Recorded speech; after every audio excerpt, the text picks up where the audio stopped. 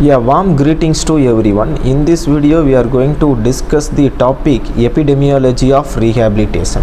So, epidemiology is the study of the distribution and determinants of health-related states or events, okay, including disease, and the application of this study to the control of disease and other health problems. So, what is epidemiology? The word epidemiology is derived from the Greek word epidemios. The meaning of this word on the people. It is concerned with the study of the factors causing disease and the means to prevent or eradicate it. Complete prevention or total eradication is not possible. So the meaning of epidemiology is defined as the study of the distribution and determinants of health related states or events in specified populations and the application of this study to control health problems. Okay, in rehabilitation it is applied to identify how many people live with disabilities, understand the causes and risk factors leading to disability, plan rehabilitation services and policies, evaluate effectiveness of rehabilitation interventions. So now we will discuss scope of rehabilitation epidemiology. The scope includes incidence and prevalence of disabilities, patterns of impairment, disabilities and handicap, causes such as injuries is nothing but it is road traffic accident, workplace injuries, okay. So disease like stroke, arthritis, diabetes and neurological disorders and congenital conditions, okay. So here assessment of functional limitations, activity restrictions, participation barriers and also utilization and outcomes of rehabilitation service. These are the some scope of rehabilitation epidemiology. So now we will see what is the incidence, prevalence and risk factor. So incidents are nothing but number of new cases of disability occurring in a population during a specific time or period, okay. So example, new spinal cord injuries reported in a year. Okay, next we will see the prevalence. So prevalence is nothing but total number of existing cases of disability in the population at a given time.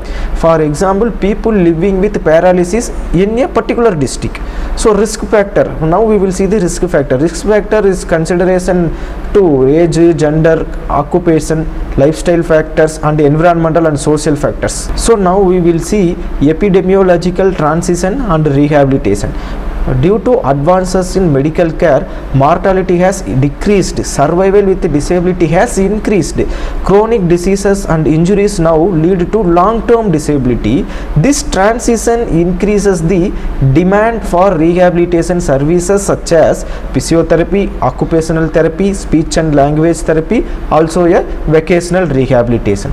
So now we will see common conditions studied in rehabilitation epidemiology like stroke, spinal cord injury, traumatic brain injury, musculoskeletal disorders, amputations, cerebral palsy, degenerative neurological disease. So now we will discuss how epidemiology helps in rehabilitation planning. So epidemiology helps in to estimating rehabilitation needs, allocation of resources, designing community-based rehabilitation programs, policy formulation and disability legislation. So monitoring outcomes and effectiveness of services. So these are all the factors epidemiology helps in rehabilitation planning. So now we will see the importance of rehabilitation epidemiology. So it helps to reduces disability burden, improves functional and independence, so enhances quality of life, supports inclusive healthcare systems, promotes evidence-based rehabilitation practices. So these are all the some importance of rehabilitation epidemiology. Okay, now we will see health. So health is one of the most fundamental concept in medicine, public health and rehabilitation. It does not simply mean the absence of disease but the overall well-being of an individual, okay. So the proper definition of the health according to the WHO, World Health Organization, health is the state of complete physical, mental and social well-being, not merely the absence of disease or infirmity. This definition highlights that health is multidimensional, positive and dynamic, influenced by many factors beyond illness. So dimensions of health has several interrelated dimensions. There are four different types of healths are categorized. First one first one physical health, second one mental health, third one social health, fourth one spiritual health. So physical health refers to the proper functioning of body systems and ability to perform daily activities, and also freedom from illness, pain and fatigue. Examples of physical health: normal growth and development, good immunity, physical fitness. So second one is mental health. The mental health refers to the emotional stability, ability to cope with stress, positive self-esteem and decision making ability. So examples: absence of anxiety and depression, balanced emotional responses. So third one, social health. It is nothing but ability to form satisfying interpersonal relationships, effective communication and social participation. Some of the examples of social health is family support, community involvement, workplace harmony. Okay, so fourth one is the spiritual health. This is optional but important: sense of purpose and meaning in life and inner peace and values. So now we will discuss epidemiological triangle. So the epidemiological triangle is nothing but the interaction between host, agent and environment. Here x-axis is the time in terms of number of years. Here y-axis is the health in terms of percentage. For example, here is the 0%, here is the 50%, here is the optimum health is the 100%. So this is the x-axis and y-axis. So here we are going to see what is pre-pathogenesis period and pathogenesis period. So pre-pathogenesis and pathogenesis are key concept in the natural history of disease. So pre-pathogenesis is the stage before the disease begins in the human body. At this stage the individual is healthy but conditions are favorable for the disease to occur. Okay, so the key features includes: disease has not yet started, no signs or symptoms, interactions occurs between agent, host, environment. Okay, so example of this pre-pathogenesis is nothing but a person exposed to polluted air, that means environment. So a genetic susceptibility, it is the host. Presence of a pathogen or risk factor agent. So pre-pathogenesis period, disease has not yet developed yet but risk exists. So during this stage primary prevention is needed, like health education, vaccination, lifestyle modifications. Okay, so this is the pre-pathogenesis period. Now we will see what is the pathogenesis period. So pathogenesis is nothing but the stage after the disease process has started in the human body.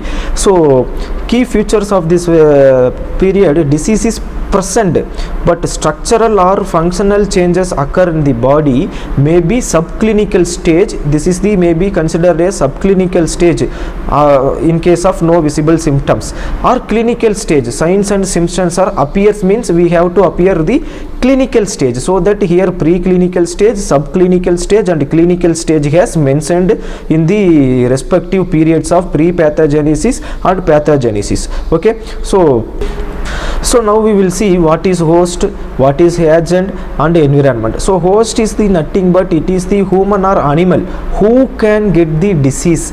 Okay, so it is called as the host. For example, a person with low immunity is more likely to get tuberculosis or any other problems. Okay, so this is the host. So next we will see what is agent. So agent is nothing but is the cause of the disease. So the types of agents are biological terms: bacteria, virus and parasites are available. Also COVID-19 also it is a virus, so it is the agent of the disease. Okay, so chemicals means toxins, poisons, pollutants also available. Okay, so example for agents is nothing but Mycobacterium tuberculosis causes the TB. Okay, so this is the best example. Next we will see the what is environment. So environmental is nothing but it includes the external conditions that affect the host and agent. So environmental factors are physical, in terms of physical, air, water, climate and housing. So biological terms, insects, animals and microorganisms. So social is in terms of poverty, overcrowding and education, occupation. So example for this environment, overcrowded and poorly ventilated houses increases TB spread. So this is the epidemiological triangle. So the interaction between these three members, that means host, agent, environment, it is called as the epidemiological triangle. So once again I will explain. So host is nothing but person at risk, agent is nothing but cause of disease like bacteria and virus, environment means surroundings, okay, poor sanitation, that and all the example for this environment. So this is the three triangle of the epidemiology, and interaction between three members the disease has been occurred. Okay, we will discuss in detail about this diagram. So initially person has the no problem, so that it mentioned optimal health, that means 100% of health. So in this stage person not at all visiting any subclinical stage and clinical stage. If required any cough, any fever, means that person is ready to eat or drink cough syrups or any tablets. So in home itself, that is the preclinical stage. So in case the person affected by the disease, that person's health is reduced to suboptimal level. So here health percentage is also reduced 100 to something. Here is mentioned at least or 70%. So during this stage pre-pathogenesis period is covered. So in this stage the person needs to attend the subclinical stage. Okay, so if not attended means it leads to the illness or disability. So again the person's health is reduced, so that here 50% of health condition reduced. So due to person if not attended in the subclinical stage. In illness, disability refers to the person's health decreased in the decreased to 50%. So here it is the very critical state. That so in this period person definitely need to admit in clinical stage and medical care, so that they can totally recover, or person if appears to the rehabilitation process. So in this stage person definitely need to take any one decision. That so during this stage person appeared to medical care in case of chance to total recovery. If not possible, if person need to appear in the rehabilitation process to quality of the to increase the quality of life. Person not approached this process, it leads to the approaching death. So it is the epidemiological triangle. It consists of preclinical stage, subclinical stage and clinical stage. Also a pre-pathogenesis period and pathogenesis period. Here time in terms of number of years, here health is the percentage.